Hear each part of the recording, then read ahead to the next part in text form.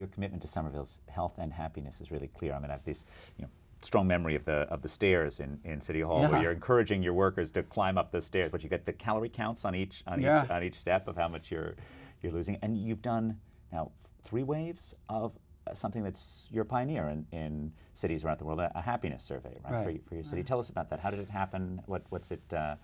What have you learned from it? What we wanted to know. First of all, we're a big believer in data, and we collect a lot of data on the operational side of the city. How quick are we filling potholes, removing the graffiti, how good a job are we doing on snow plowing and sanitation services. And those are important. And you brought activity-based accounting to absolutely. How well are we performing on our budgetary goals? When we worked in partnership with here at the Kennedy School, this campus, to promote all those important achievements. And we've been called the best run city in Massachusetts, and we're proud of that. But how do we measure the human progress in our city? How do you feel about Somerville? Do you see Somerville as an exceptional place to live, to work, to play, to raise a family? And why are you here? What will keep you here long term? What we want to give you is the authentic choice to be here. And is there a strong or any correlation between your satisfaction with city services and your subjective happiness? So we work together with Professor Daniel Gilbert here at Harvard. We trained staff into conducting the survey. We were motivated. I was motivated by what was happening, certainly in Bhutan, and David Cameron was attempting to do in England, and I thought it was important. I mean, at the end of the day, it's are we meeting our goals and our values as a community? In Summer Vision, comprehensive plan, we talked about not just what we're going to build, who we're going to be in the next 30 years.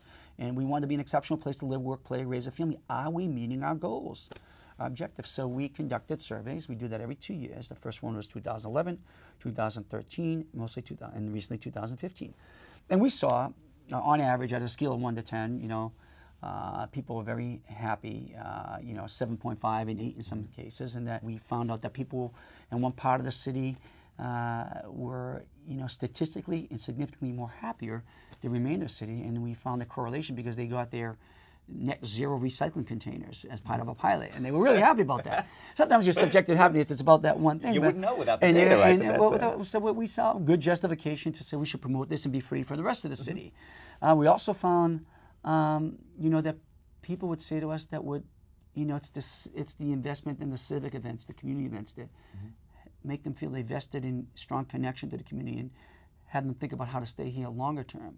We also have learned, we're on the social equity side, that the lack of affordable housing in some of the region has really been a detriment to people's well-being, that they feel they don't have authentic choice to be in the city that they love. That gave us more support and our determination to continue to invest in the civic events, the social events, and promoting diversity and our multicultural strengths. So, the happiness survey, we in our attempt to create a well-being index, we believe our purpose as an institutional government isn't to just deliver on the hard infrastructure or the critical core services, but to provide and cultivate an environment where you have the greatest opportunity to live a rich and fulfilling, happy and productive life in our city. And how do we measure that?